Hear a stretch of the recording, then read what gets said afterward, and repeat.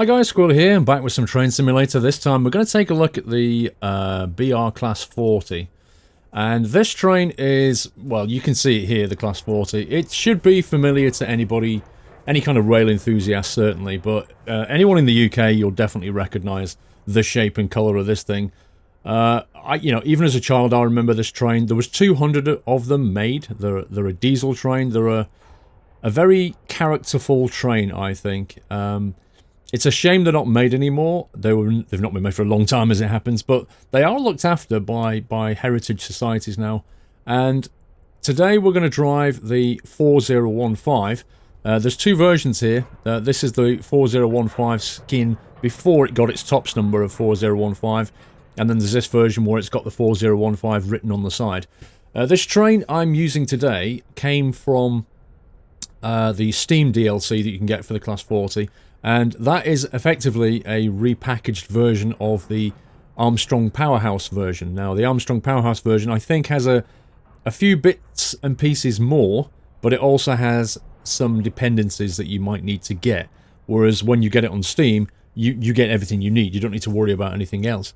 There are a few scenarios available. I think the Armstrong Powerhouse version has some other integration with different scenarios, but obviously the Armstrong Powerhouse probably only runs the standard scenarios, whereas when you get the DLC, of course, you get the career option. Now, today I have driven this thing a couple of times, and what I thought I would do, because if we click on this one here, you can see that I've driven this thing on two different scenarios. This one went drastically wrong, as it happened, because I sailed through a stop and didn't get any points. But this one I actually got 1,000 on. I completely gold-plated that one. But this was on the HUD version. If you notice the 4015 HUD here, and the 4015 ADV, this is the advanced version. The advanced version comes with a lot more scripting, a lot more bells and whistles, and is more difficult to drive. You can actually break the train, as I'll kind of talk about when we get in. But what I thought I'd do is I'd do this one. I haven't done it before. I have done effectively the scenario here, but not the scenario on advanced. So we'll take a look at this one today. I'll take you around the train, around the loco itself, talk about it a bit more, and we'll take a ride. There we go. Let's have a quick look at our actual scenario. Pick up passengers from St Pancras International, which is this one here. So we'll go ahead and open the doors. I think we have to wait for this train to leave. Normally you would press the H key to put the lights on, but in this it has its own key mapping, so you press the M key.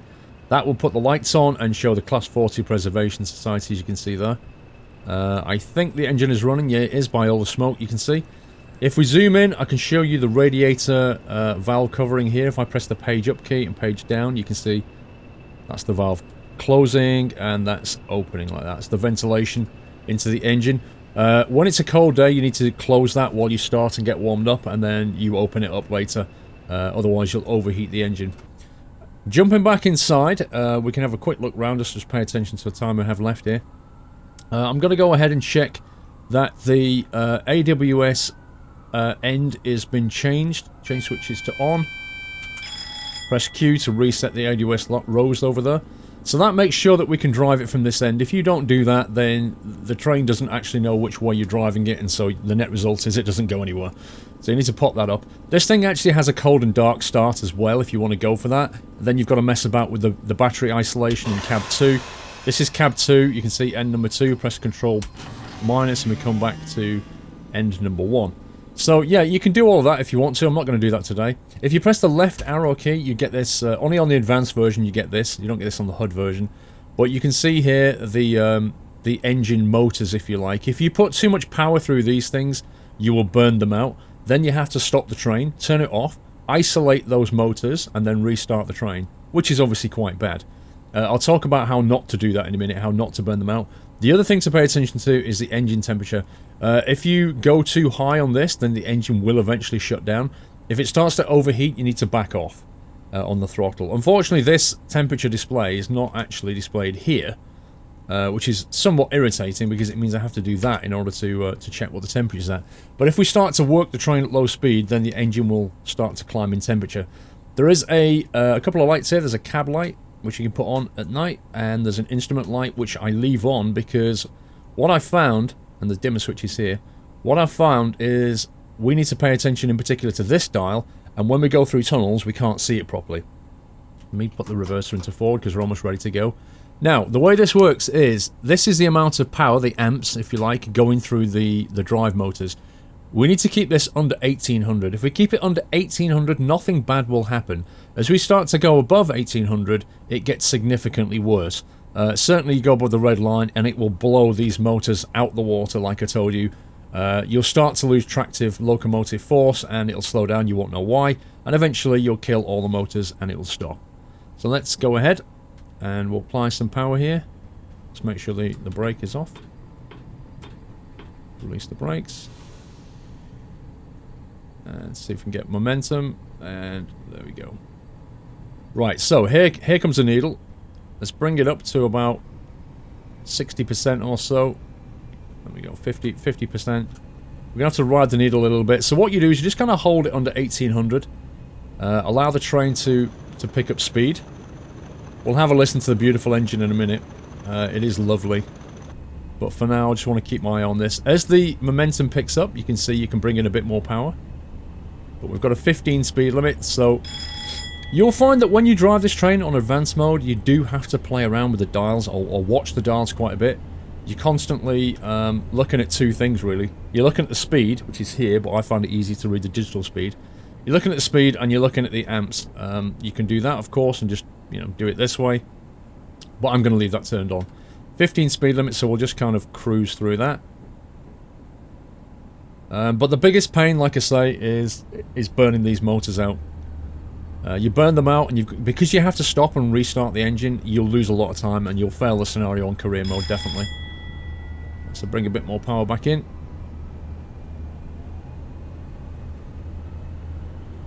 Allow it to climb up. Here is the engine start switch, and the sander, and the stop switch. So if you have an emergency, you click that, and the engine will stop straight away. These switches don't work. That doesn't do anything. The wipers are beautiful mechanical wipers that we can turn on. Let me get the speed back down. There we go. Look at that. Look at that. You can speed it up, you can slow it down, turn it off. Purely mechanical. You can also do the same on the other side over here. We can open the window. Since it's a nice day, I think we'll do that. And we can even open that window. We can put the engine room light on if we want to with that switch. So that lights up. You can't go in here or do anything with that door there. What else have we got? Apart from that, we've just got the basic controls down here. We have the train brake, and we have the straight air brake. We have the reverser, and we have the regulator. Now, let's power up. Now, let's pay attention to here as we power up. You can't just go, you know, you can't go ham on this. You can't just power it up and expect it to be fine. It's an old girl, and you have to treat her with respect. Otherwise, she will kick you between the legs, and trust me, you'll fail the scenario and regret it. So I'm just going to bring it up nice and gently like that. Even when you get up to speed, you still need to be careful. If you stick it into 100%, it can tip over that 1800 quite easily. You can see it coming up there, so you have to throttle back. A lot of it is to do with the workload that's being placed on it, and that can change as you go up and down hills or as you throttle up and down. We've got a double yellow light here, so let's just cruise.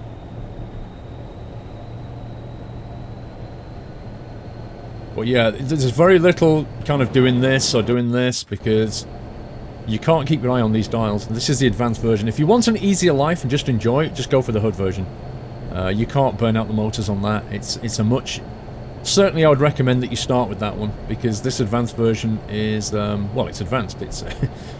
It's more difficult. There's no doubt about that. Oh, I forgot about the sunblinds. They work as well. If you want to play with those.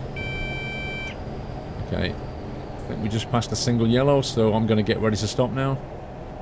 Yeah, there it is. So we'll start bringing in a little bit of brake, because I think we're going to have to stop. Braking force is actually really good on this thing. On the Class 40, you won't have any problem stopping, that's for sure. All the braking is shown down here, the main reservoir pressure, the brake pipe pressure, the loco brake is all down here. So you keep your eye on the lovely analog dials if you want to. Okay, let's just cruise through here at 20 or so. Or 15 even. While we're doing that, maybe we can have a quick look outside. And you can get a look at this. This is wonderfully textured. It's been modelled and textured by RailRight. And... oh no, I really hope that didn't kick emergency on me. Yep, it did. Dang it! Okay, that's not too bad. We can deal with this. That's what you get for going outside. So we put the regulator into 0. We put maximum brake pressure. That releases the brakes. The regulator back. Bring in the power gently. It's not so bad because we're under a stop anyway, but that's what I was saying to you about going outside. That's what happens. Okay, you can see the power coming up there. Let me just brighten that up a touch. So yeah, particularly when you start out, that's when I think you're most vulnerable to overpowering this thing. But also, like I say, just suddenly if the incline changes on the thing, the needle can suddenly start to go that way. You really need to keep your eye on it, to be honest with you. Let's bring some more power in.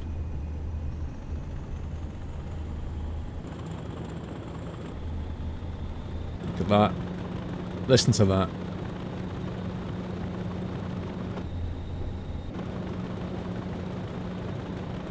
Absolutely lovely. A classic British diesel train, this thing. Alright, so the first stop was at 7:29. Our ETA is currently 7:27. That's not so bad, but I'm expecting some stops on the way with lights and that kind of thing. The actual stop is over there, 17 miles, St Albans. We are, of course, north of London.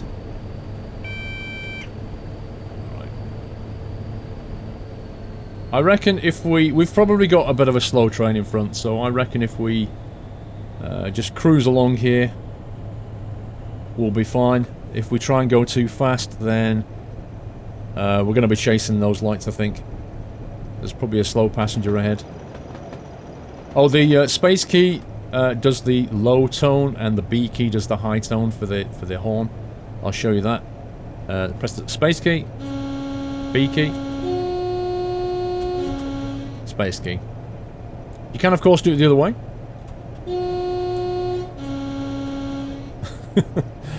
Absolutely lovely. Love that sound. There's a lot of stuff in this that I'm probably not going to be showing you today. To do with, for example, that if you press the left key here, there's the brake selector switch and the boiler controls and the water level, the sander level. You know, you can go and get more sand and more water. Let me stay here because we're about to pass that.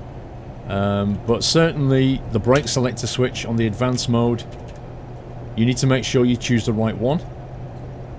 So the way it works is you need to choose between passenger and goods, essentially. In order to change that selector switch, you have to have no carriages attached to your loco. Whoops. So if you are picking up, for example, picking up some goods, good locomotives. If you're going picking up a goods consist, what you need to do is go there in vacuum mode, vacuum goods mode, while you're running lights. You go in vacuum mode, and it will show up here that you're running. At the moment, we're on air passenger. It will show goods or something like that. Vacuum goods, sorry. Then you drive over, and just before you hook up, you switch it into air goods and then connect, and that's what you do. You can only change the selector style whilst you're disconnected from any consist. And if you don't choose the right one, then what happens is when you operate the brake, you only get locomotive braking force, and you don't actually get the braking force from the goods vehicles themselves or the passenger vehicles themselves, which is really bad. Well, I'm going to start speeding up now because the speed limit's picked right up. I hope... keep my eye on that needle. I hope we are through the blockage.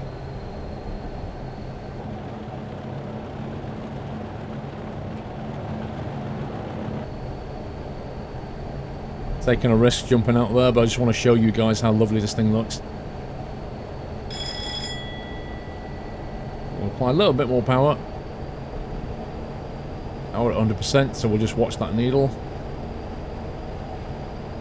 We're still on time currently. Frame slowing down a bit there as we go through a whole load of scenery load. Even though my game runs off SSD, and the scenery should load super fast. As we know, the graphics engine on this thing is pretty old. And although it's kind of better than OMSI in terms of the way it looks and the way it loads tile data, it still has a tendency to lag a bit when it's loading the next tile up. Right, we're at full power. We've not burnt out any of these things yet. The engine temperature is nominal. So currently, we are looking good. But you can't let your guard down with this thing, I don't think.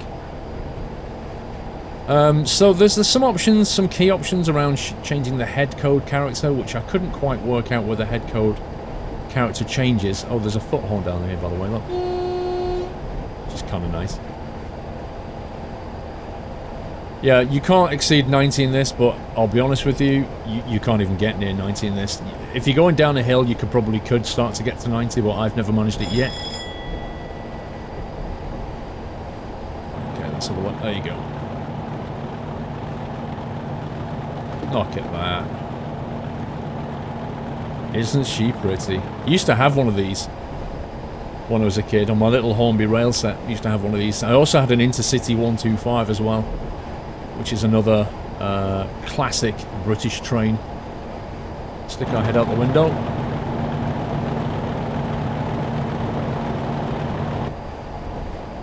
Which is what I would do if I was driving this thing and have my head out the window listening. Except in winter, of course, when I'd probably shut this and not get the rain in my face. Is there anything else to show you? I'm trying to think, actually. We've done the wipers, we've done the windows, we've done the shades, they all work. What else is back here? You've got the engine lights, which I've shown you. There's an AWS isolation switch and a change end switch, which become important when you change end. So if you want to change end, or when you start cold and dark, you have to mess about with the battery isolator and the AWS isolator while you start the engine up. You also have to prime the engine for 60 seconds before you hit the start button. You then need to pay attention to the temperature and the outside temperature. If it's cold, like I say, you need to close those outside vents. But otherwise, once the engine's up to temperature, you're going to leave those vents open, even if it's winter. Wipers we've done. Yeah, that's pretty much it. It's a nice train to drive, but you do need to keep on top of it, like I say. We are 13 miles away from St Albans. I'm half expecting a signal change at some point. So I'm just going to keep my eye on things here. The carriages themselves... Right, we're just past a green, so now will be a decent time to look.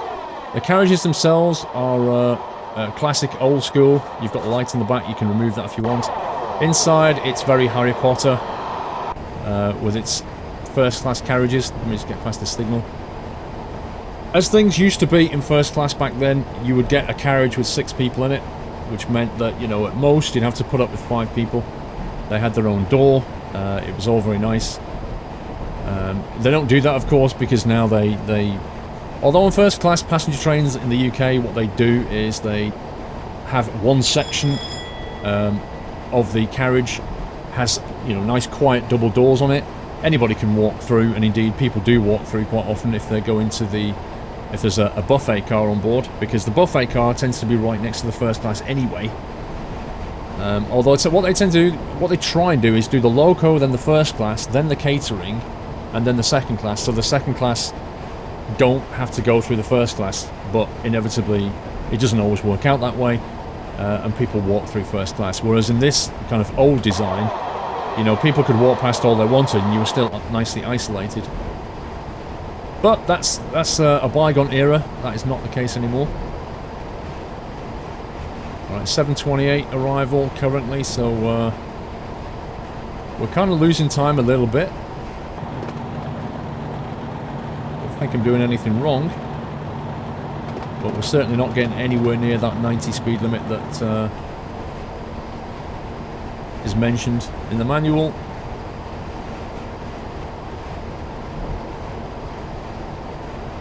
So after that, we've got to go down to Luton, where Luton Airport is, of course, which is home of EasyJet. And then after that, we're on up to Bedford. I often thought it'd be kind of nice to have a compass in a train. I mean, I know it's not terribly useful, but it'd be kind of informative to know which way you're going currently. Given that it's early in the morning, and given that the sun is... Where is it? Where's the sun? Over there, which is in the east, because the sun's rising. And given also my geography of England, I know that we're heading roughly north, out of London. But in other countries, I wouldn't have a clue where I was. On an overcast day, I wouldn't be able to see the sun. And it'd just be kind of nice to know, are we going east, are we going west, are we going south, what are we doing?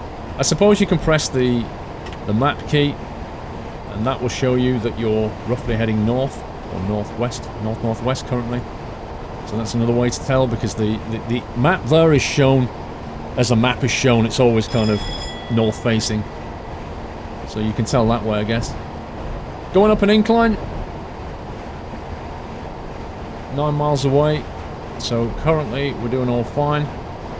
Not burnt anything. Engine, you can see the engine's getting a bit worked now, the temperature's gone up.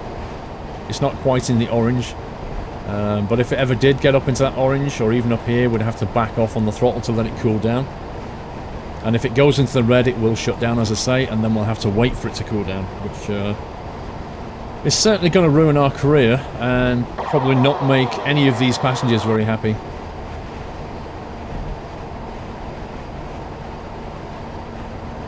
Good old British pylon design there. As I've driven through Europe, I've noticed the pylon designs are different in each country.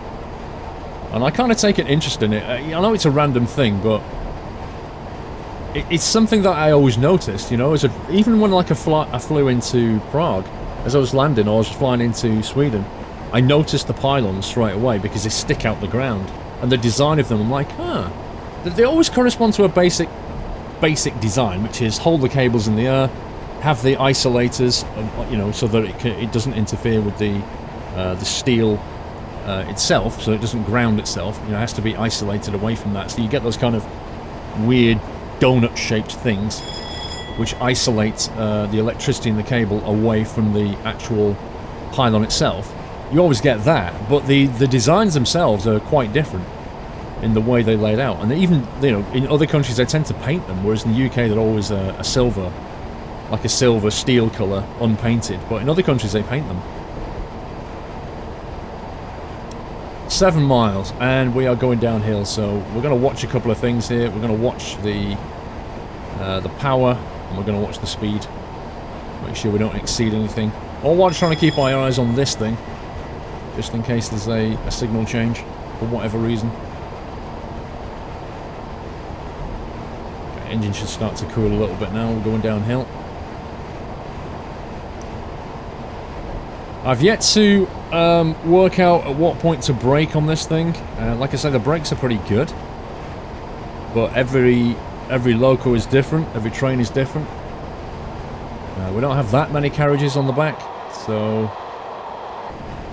you know, the braking force should be pretty good. But it's always a balance between braking too early and braking too late. You know, you brake too early and you waste valuable time. Brake too late and you'll blow the scenario because you'll sail right through the platform. 6 miles. So I think I'll probably back off on the throttle at about 1 mile out. And then start bringing in... I'll bring the speed down to 50 within half a mile. I'm fairly confident that from 50 I could stop this thing within about 300 yards, I reckon, 300 meters or so. Cool, passenger train going past. Let's do a little flyby here.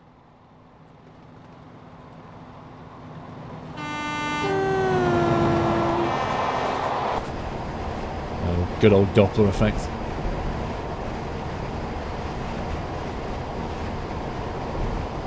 So apart from the the train that was holding us up a bit earlier, which obviously branched away or went on a different track. Apart from that, we're having a fairly clear run down here, which is good to see. Texturing on this thing is actually really good. And I do like the way the lighting works. Whoa, that's the sander. Didn't want the sander. That's the lighting though. Yep, don't need the sander right now.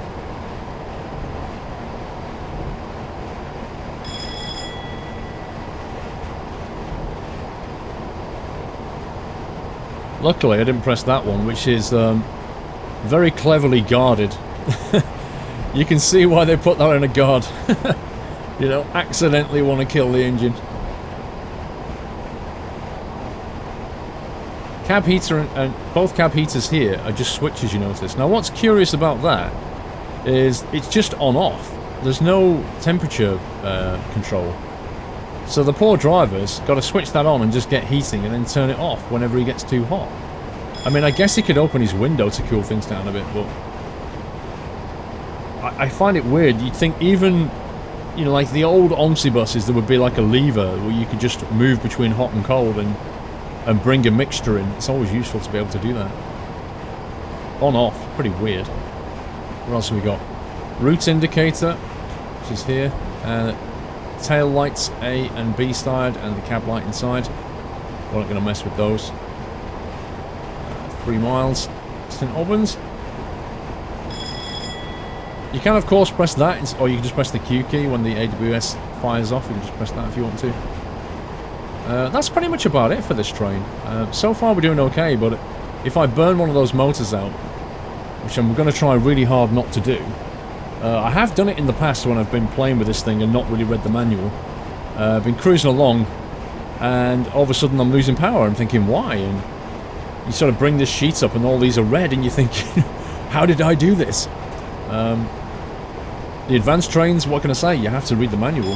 If you don't, you just... things are going to go wrong and you're not going to know why, so...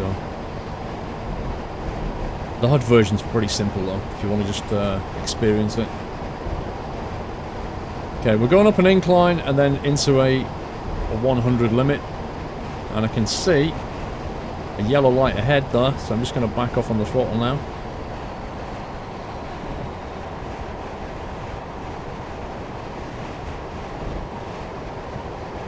AWS is going to kick off. Look for the AWS as it goes underneath there, like that. That's when it gets picked up, and we have to clear it down. Now, the little rose there indicates that there's now an AWS is active. We cleared it, but it's active, and we may need to take action. So I'm going to start just bringing that speed down a touch now. Now, if you look at the layout here, you can see there's one here and there's one here. What that means is, because we passed through yellow, at best, or at worst, if you like, that's going to be single and then red. So we just need to plan to stop, because we're not going to have to stop before the platform. But we will need to clear down this next AWS. 0.8 mile. Let's start bringing the speed down, as I said, to about 50. Okay, so light's gone green. What that tells me is that something just left St Albans. There was a train here not long ago, and you know, it moved away. That's what I read from that situation.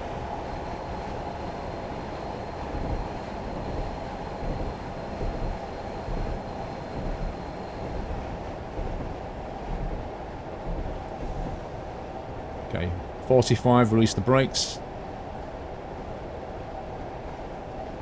Once we've got visibility, there we go.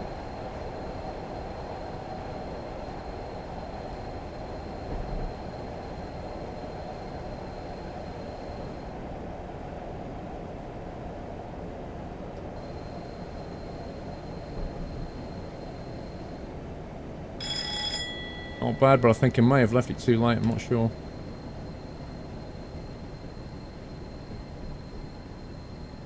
No, we're good. Let's back off.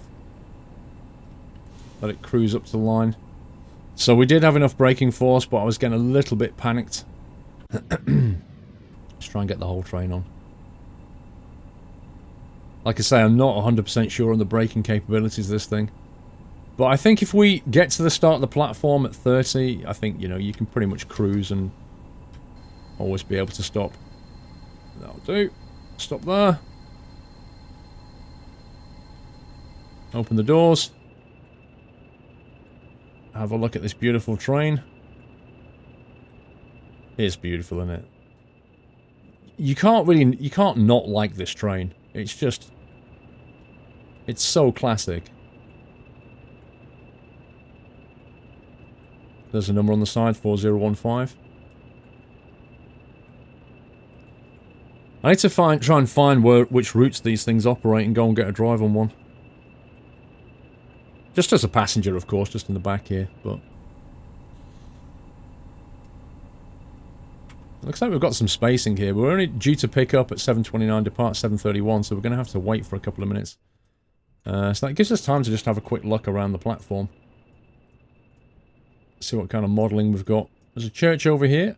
St Albans does have a church. Multi-storey right next to the train station. St Albans is quite an expensive place to live. The house prices are pretty fantastic. But it does have close proximity to London. It's actually a very nice town and has good rail links, so it does command a premium price around here. Oh, there's another train coming in. There he is. Oh.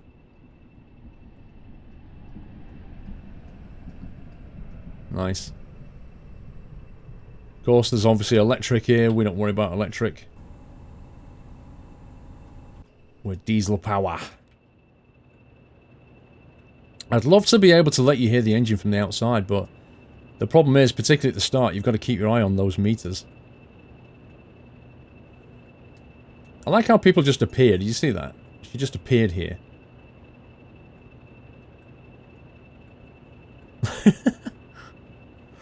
Where are they coming from? Are they just walking from the track here? Just walking on. I mean, really? Why would you... Like, when you're designing the game, why would you make that a passenger spawn point or a passenger exit point? Like, you can't... You cannot start and end here. It's just ridiculous.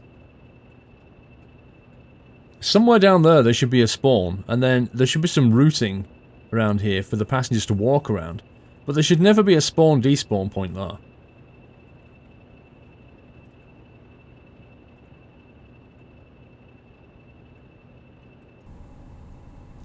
Time this bonus.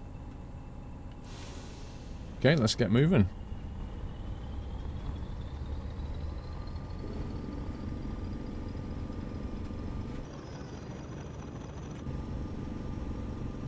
Keep my eye on that needle. Listen to that burble.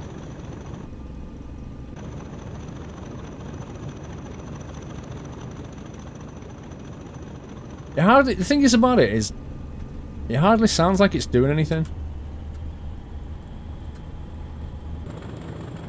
And then it starts to pick up power there. The blue smoke starts to come out. Let's get more power in.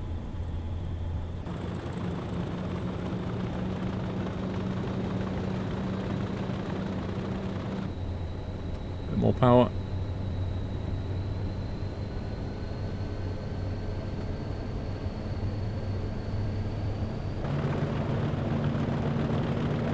Look at the kind of shimmering blue haze. Oh, see the power just... You see that then? I'm not really sure why that happens.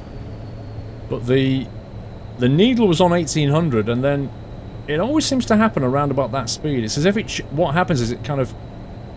Almost like it changes gear, bizarrely. And then, all of a sudden, the power level goes... Zhunk! And you have to keep on top of that. You do get a bit of leeway. Like... You can stay between 18 and 2000 for a few minutes before you burn something out. Whereas up here it tends to be like 10 seconds and then there it's like 5 seconds. So you do get a bit of leeway. But myself, I try to keep under 1800. If you're late, of course, which I don't think we are, no. If you're late, then you will have to start venturing into the 2000 amps and above. Let's try and claw back a bit of time, but yeah, you don't want to be doing that because you are going to sacrifice, well, you're going to, it's a bit like an aircraft engine, you know, they derate them and or that kind of thing, to not stress the engine, because it then saves a lot of money on maintenance and wear and tear. You know, if you can not use the engine at 100% of power, then you're just going to save maintenance bills at the end of the day, because you're not stressing things. So there's no difference on this. I'm trying to keep it under 1800 for that reason, I think. 9 miles to Luton.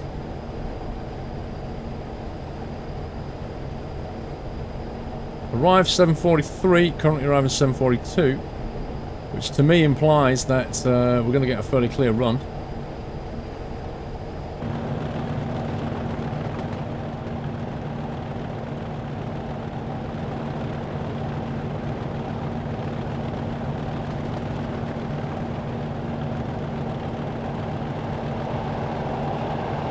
I like how you can hear the wheels when you do this. Listen to that track.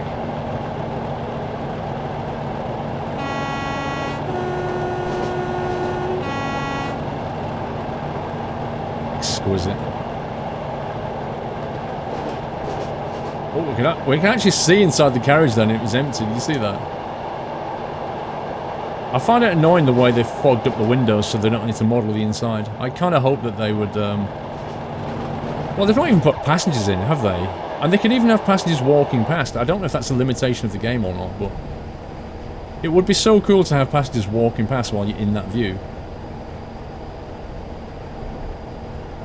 Check the engine. Yeah, the engine temperature's rising here. You see that? We are on an incline and the engine is getting overworked right now, so I just need to keep my eye on that. It's going to level out, so I do hope that it'll... What we'll do is, if we can go down a hill, I'll back off on the throttle a little bit and try and get the engine temperature down, but I think that's going to happen here anyway. The main thing is it's not rising. We just need to watch it.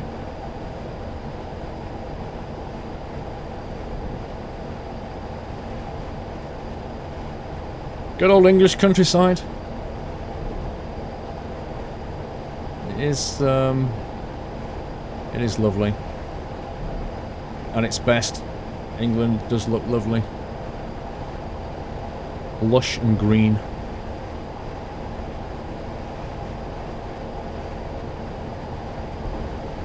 Temperature's kind of climbing a little bit. I'm getting a bit worried about that.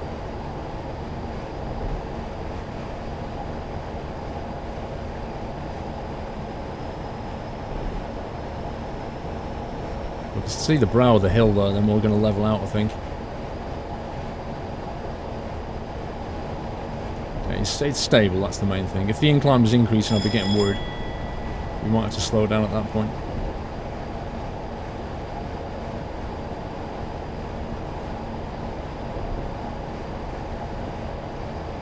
Right. Now we're picking up speed as we go downhill.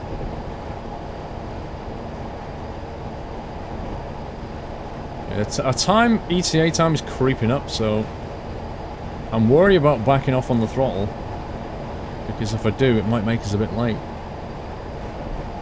As long as the temperature's stable, I'm fine with that. Drive by.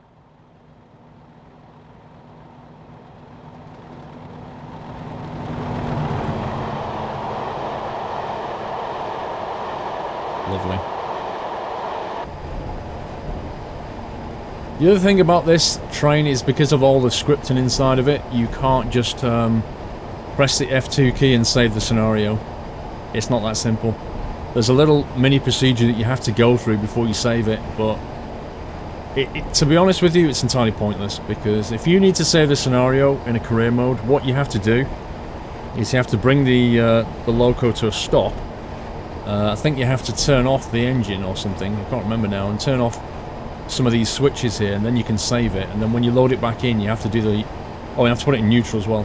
When you load it back in, you have to do the reverse. So, in other words, if you're used to playing career mode, where you can just every now and again press F2, just in case you mess it up, no such luck with this particular loco. It's a one-shot deal.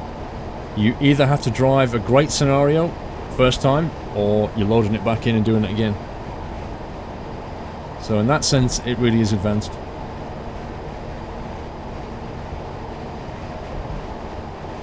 .743 ATA, so we are actually losing time here. we're not actually going anywhere near the track speed. And what's more, I'm doing 100%, so I have no chance, no capability to actually claw back any time. There's no leeway.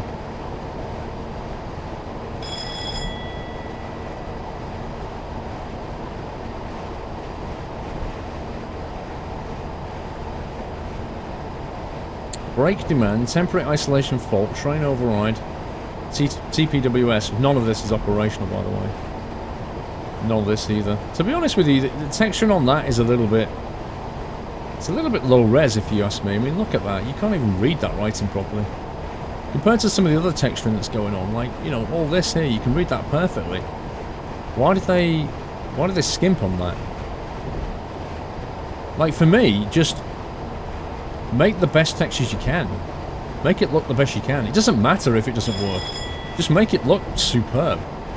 There's nothing worse than having a quality train that you're charging, you know, $20 for, and it all looks nice, and you look at another bit, it looks like Minecraft. What's the point of that?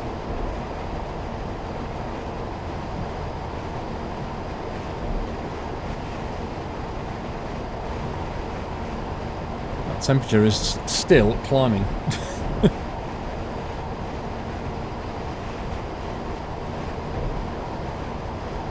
With a bit of luck, it'll cool down as we throttle back for the approach into the station. Into Luton. Luton Airport, mate. Luton Airport. And then it's a short hop up to Bedford, and then we're done. Keep thinking in the back of my mind about the new train simulator game, because nothing's been made. It's interesting. Dovetail Games are currently working on a flight simulator, so they're about to bring out their Flight Sim School. And then later this year, they're bringing out their new flight simulator, which is, you know, its heritage comes back from the original FSX. What's interesting... Is that yellow? No. What's interesting is that, you know, as of... when was it? 12 months ago or more, they announced their new train simulator game, which would be based on the Unreal Engine. I've not heard anything this year. Nothing. Like... I don't know if they're doing that because they don't want to take the shine away from the flight sim announcement. Or is it the fact that they're still working on it and they don't think they're going to get it out this year? But I would have expected even just a teaser. Even just a couple of, ooh, look, shiny. Look at our Unreal 4 textured trains in our Unreal 4 scenarios. Ooh. And I've not heard anything. I don't get that. Because to me, it worries me slightly, because it makes me think that nothing's going to happen. It makes me think it's not going to come out this year. And that what they're going to do is focus on Flight Sim this year, and then say we're going to bring out Train Sim in 2017. That engine temperature should really be coming right down now, given that I've throttled down.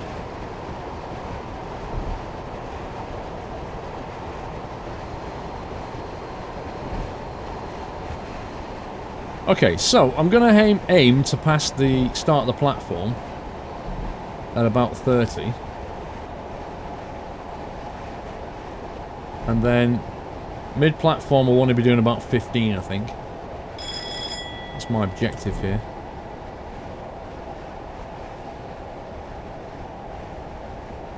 I still feel like I could probably brake later, you know?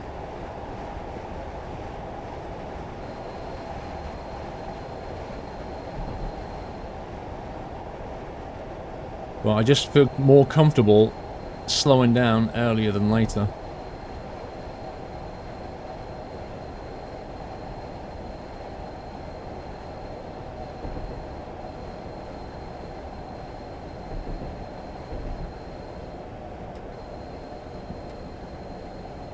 Okay, we actually passed the start at 36, which is a bit too fast for my liking. We're over 15 at mid. Don't think I need to go full emergency. I think we're going to make it. It's not a bad stop as it happens. Back off on the braking force a bit. That's not a bad stop, actually. That's actually quite decent. Doors open, 7:43. Welcome to Luton.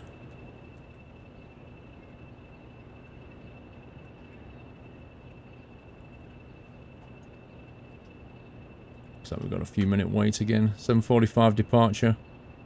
Arriving into Bedford 8:07. That's the plan.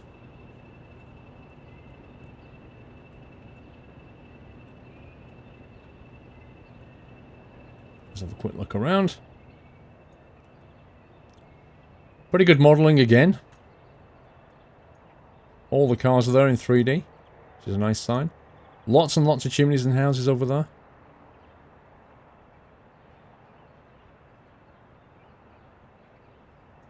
Very urban.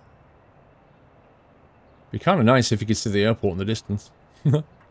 Maybe even have the odd aircraft taken off. That'd be pretty sweet.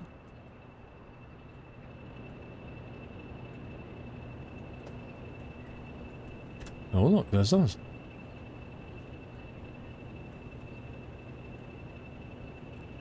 I really hope that when they bring out the new train simulator, I really hope that they get a lot more passenger models. I hope they get a lot better animation than the stupid animation that it currently has.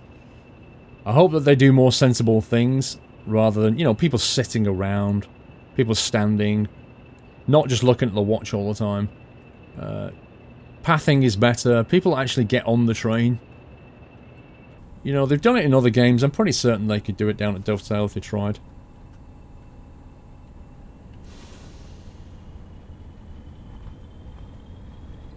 Okay. 40% power to begin with. Rack it up to just under 50.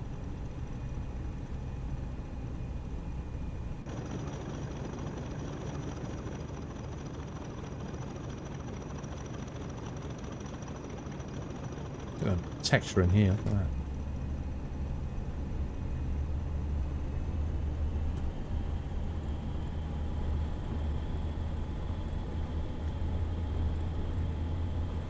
Now watch what happens again. Watch it around 30. You'll see what happens. The needle suddenly jumps. Right, so I'm holding at 88%. Let's go 98%. Watch the needle. I bet it doesn't do it this time because I point it out. 24, let's go to 100% now. 25. There it goes, there it goes. See? It does. It's literally like it changes gear. It suddenly jumps up. It's so weird.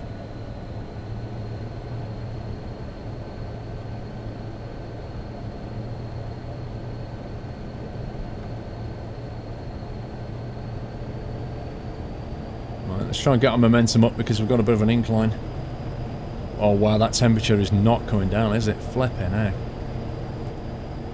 That is not good.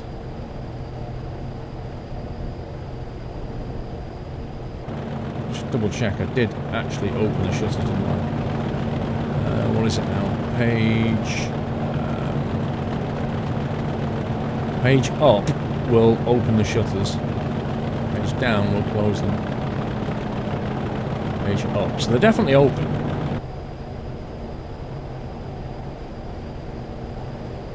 Oof. If that continues the way it is, I'm just going to have to back off and be late. There's nothing I can do.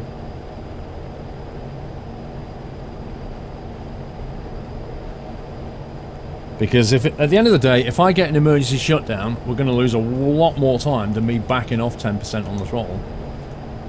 So you need to bear that in mind.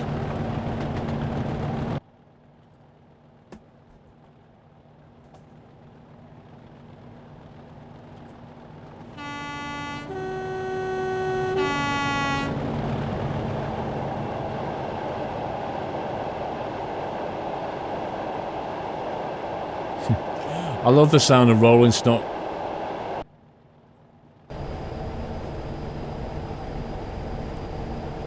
You know, it's just the carriages going past.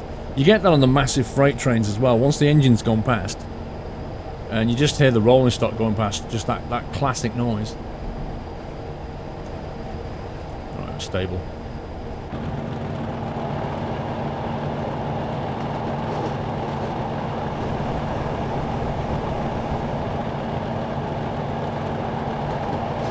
Look at the detail down here. Really good. There's actually a lot more detail on the loco than there is on the passengers.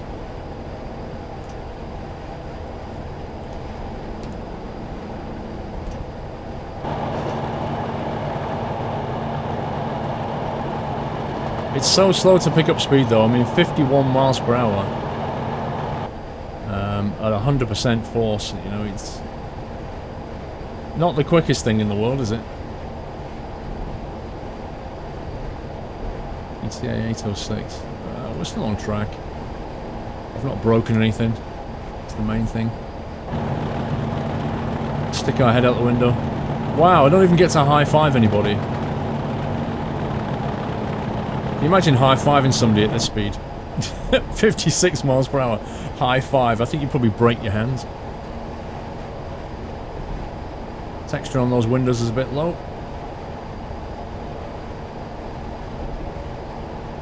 I kind of figured there'd be a lot more trains coming past than there currently is, because this is a very popular line. You know, it's very busy, particularly at this time, 7:49.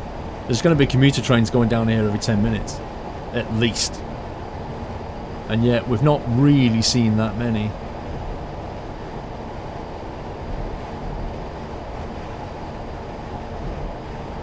I'm kind of surprised, though, that nobody's tried to make a multiplayer of train simulation yet.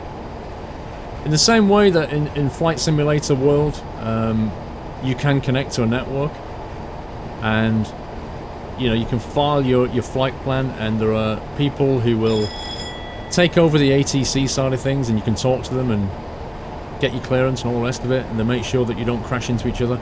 I'm kind of surprised that there isn't something for train sim yet, because I'm sure there are people out there who would want to be controllers in the train sim world, and you know, operating the signals and stuff. Maybe one day, eh? Temp's fine. Still haven't broken any of those motors, so that's good. And we're going downhill. 15 miles to Bedford. Around about another 17 minutes.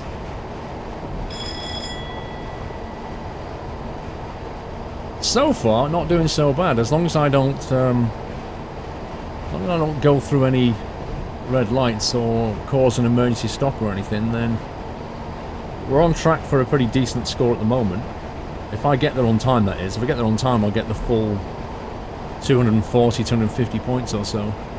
We're currently ETAing correctly, but I don't think that's going to remain the case. I think, judging by what's happened in the previous legs, we kind of lose 1 or 2 minutes en route.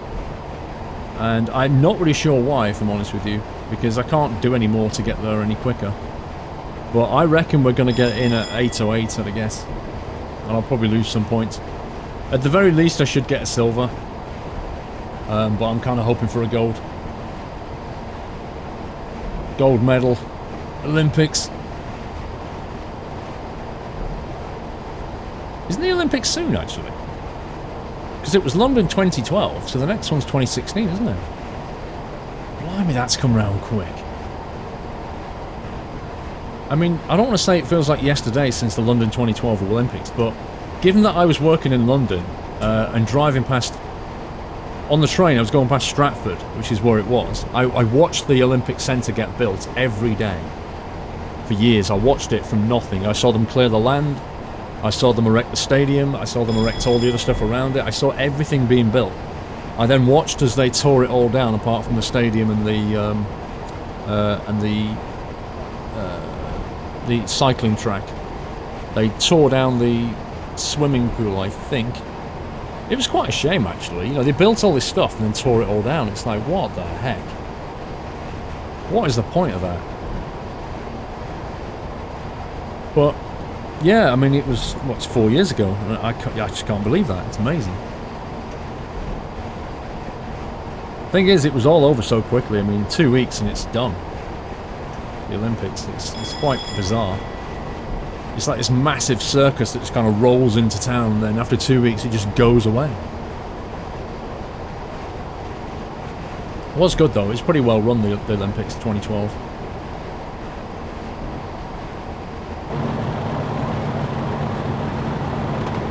Let's hope the next one's run quite well.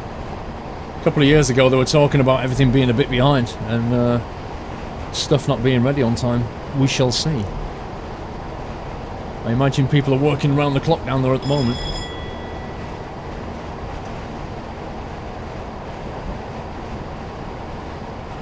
Just under 12 miles.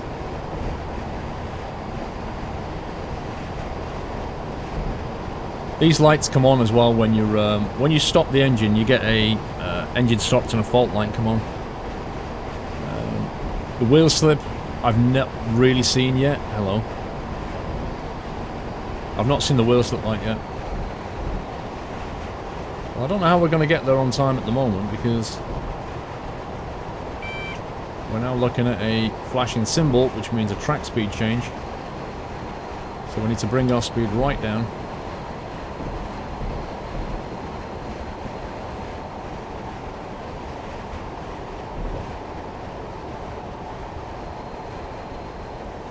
Down to 40 as you can see. Now what's that thing there? That orange thing. There's a marker there at Flitwick. But I'm not sure what that is.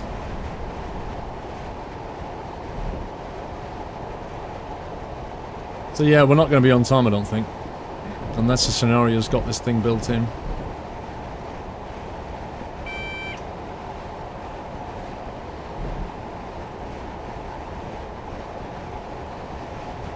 Trying to leave my brake in as late as possible, really, so as not to lose too much time. We've only got to shave off 20, which shouldn't take very long.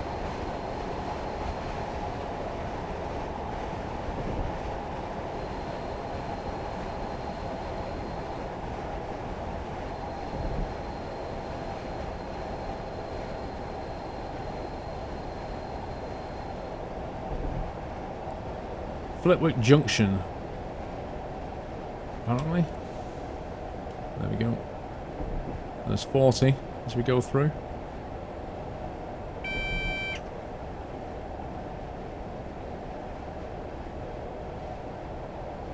Yep. Track change coming up.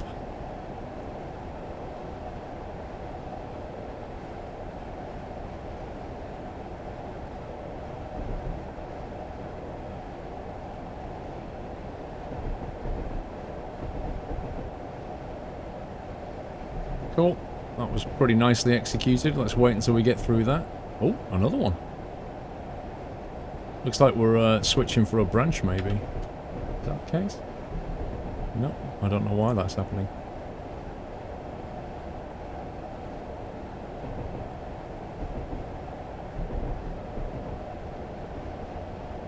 Well, maybe that'll give time for the engines to cool down a little bit. I have noticed, though, that the cool down state is not... I'm not sure how much power we can get away with at this point. Let's see where that needle goes.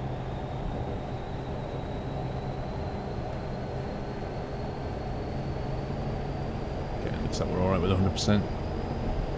Let's keep an eye on it for a few minutes. Yeah, I expected this temperature gauge to come down quite a bit more. Considering we were just cruising through there and braking for a good 2 miles at least. Maybe those ventilation shafts aren't as good as they should be. Or maybe it's just because it's a warm summer's day and the temperature drop is not significant enough. Alright, those needles have gone down. That's fine. We shall resume.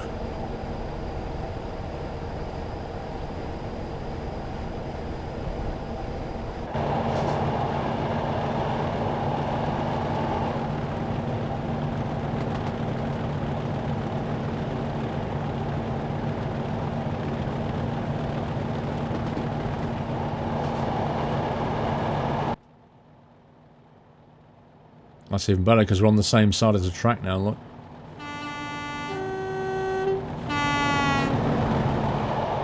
Lovely. The audio is spot on. It really is.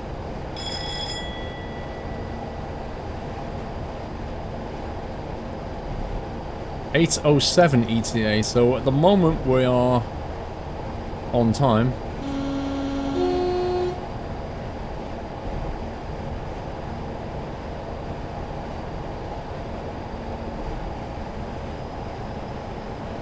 So the other thing is the lighting. Can't wait to get past the rubbish lighting. Look how dirty this window is. Good grief. We need a washer as well as a wiper. Oh my life, look at that. Somebody clean this thing.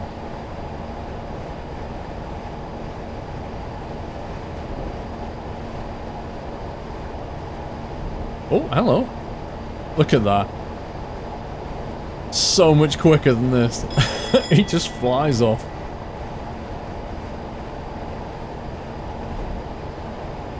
Well, that's a difference in technology right there.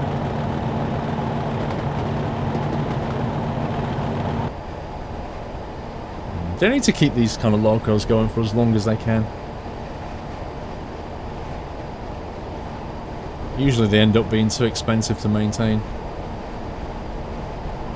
And then they have to stop doing it. Which is pretty much what happened to, like, the Vulcan. You know, they used to maintain that, but it's just like 2 million a year or something. It's just too much.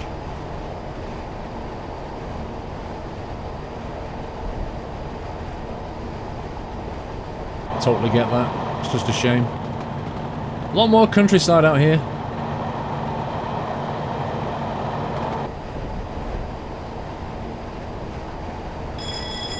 Yeah, you see how the ETA is creeping up, 807.25? It's just gradually crept up. And we're still, what, 6 miles away? Like I say, I think that's going to hit 808 by the time we get there. It's just ticking up slowly.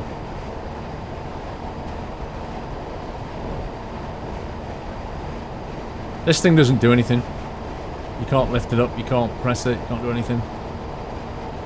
What else have we got? Nothing behind us of any significance. High visibility clothing must be worn when on or about the track. Back down, see what happens. I guess that's just a screen, like... It might protect your eyes from the sky a bit, but it's not a massive difference. If you've got a low sun, it's not going to do anything for you, unless you stand up, I guess. Well, looking at this thing, there's not enough room here to stand up. Yeah, there's no way you're going to stand up there.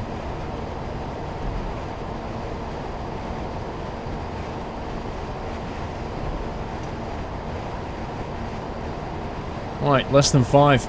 This has been a pretty good run, actually. Kind of expected something to go horribly wrong on the way with this advanced train, but she's done me proud. I've looked after her, she's looked after me. Can't say further than that.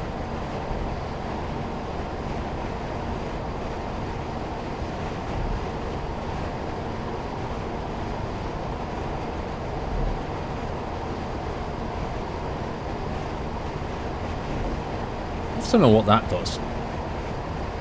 In real life. What does that do? It's just this like switch here. There's no label on it. It doesn't do anything in the game. It's got 6 rivets around it. What does it do? Do you reckon it's like a pull that and the tray comes out or something so you can have your sandwich? Is it basically a tray table switch? It kind of makes me think it is. Or maybe you press that and it removes maybe. I don't know. Uh-oh. Look, I was in the cab for that, right?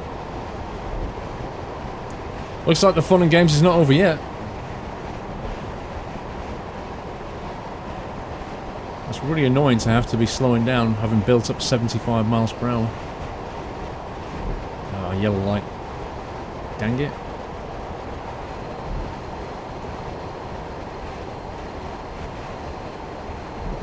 All this lovely momentum.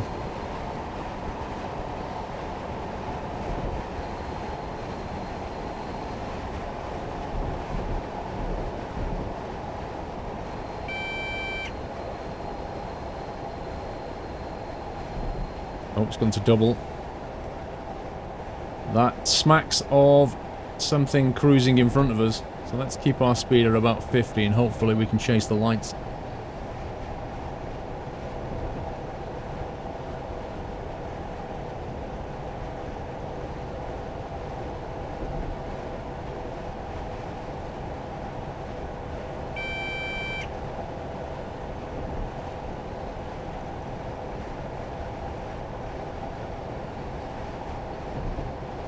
All this in the middle here, look at this.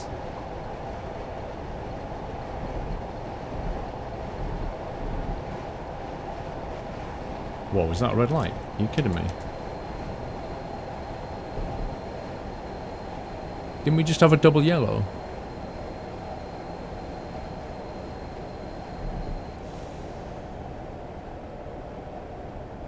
It's on the other side. God, that had me worried. I was like, how can that be a red? We just had a double yellow. Flipping heck.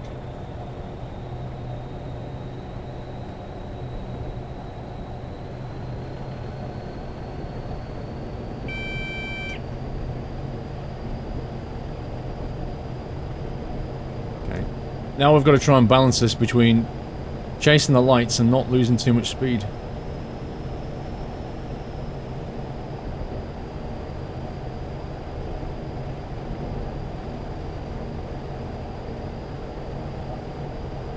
There's actually a 50 limit coming up as well. Well, we're already 1.3 out, that's why. Still on yellow.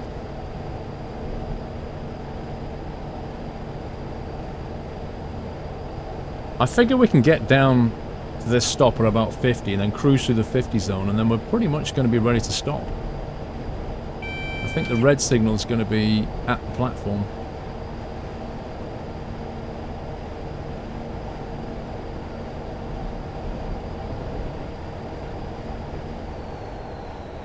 Yeah.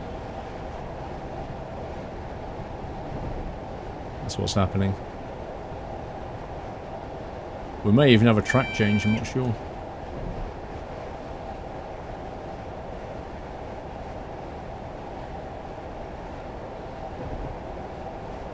Half a mile out.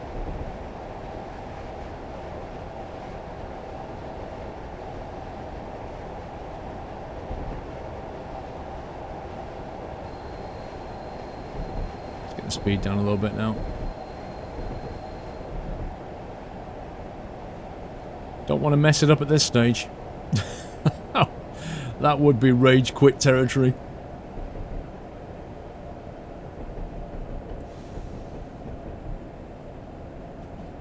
Alright, 30 miles, that's good. Speed's under control. ETA was 8:07, which was our expected time. Looks like we're coming in bang on time.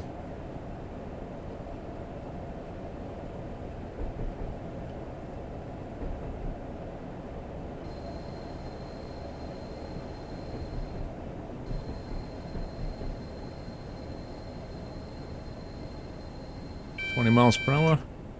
Yeah, there's actually a red signal at the end of the platform, just as I expected. Nice! Welcome to Bedford. That was a pretty good run.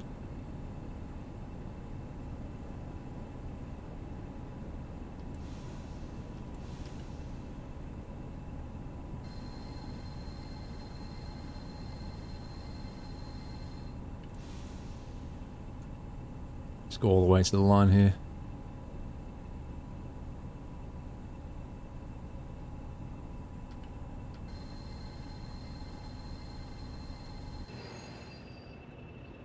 Beautiful. Let's open the doors. Welcome to Bedford. Lots of trains here.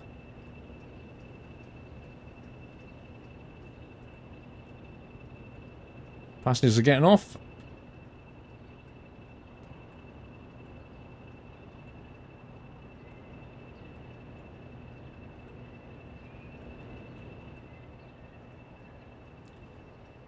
Bedford's got a lot of houses. Oh wow, they actually got the train station right at the bus station next to it. Well done, underdriver, and I'll take over the journey. If you fancy, you can drive the return leg in the second part of the scenario. Let's see what we got. 996. Gold medal. Lost 4 points for that emergency brake setting, which only lasted for like a couple of seconds. Wow. 250. Maximum points on an all-time nurse. And only lost 4 points on emergency braking. That's a good score, actually. For an advanced train, that's a pretty good score. Well, that was that one. I think that's pretty much the same thing, but in reverse, so I'm not going to bother with that one. But yeah, that was the BR Class 40 that I got on Steam. It's also on the Armstrong Powerhouse website. Hope you enjoyed that video. Please do give me a thumbs up if you did. Until the next one, take care. Happy training.